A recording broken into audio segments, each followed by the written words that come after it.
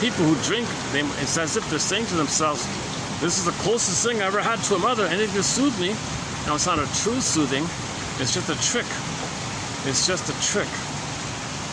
The bottle is a trick thing, where the bottle gives you the fantasy that the breast is there. Now, with the fantasy of the breast being there, you can trick your brain that if you got the breast, you can trigger the time when you did feel safe with the mother in a blissful oneness in the uterus. In that time, those old ancient fantasies of oneness blip up. Then you get the chemistry from the blipping up of those fantasies, and those fantasies were oneness and bliss, so you get those chemistries related to the bliss. So it's a trigger to get the bliss. So the beer bottle is not almond and pulse. You're not really addicted to the beer bottle. Okay, you're addicted. It's just a mechanism. They call it an ATM, an addictive trigger mechanism. It's a mechanism. It's an addictive triggering mechanism. It's just a mechanism. You're not addicted to the beer. It's a mechanism to give you the fantasies of bliss, the fantasies of oneness.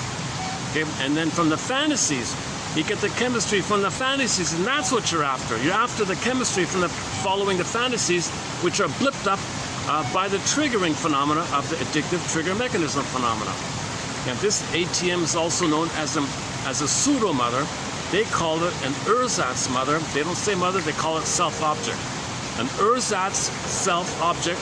Okay, in psychology, they would say, there's a difference, eh? The shrinks, the doctor would say, that's an ersatz self-object. She would say, oh, that's a fake mother, a pseudo mother. Same idea.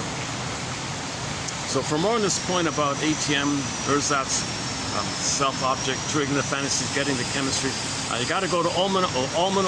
What's available for that is Ullman. The source for that point is Ullman and Paul's book called Narcissus in Wonderland. Narcissus in Wonderland.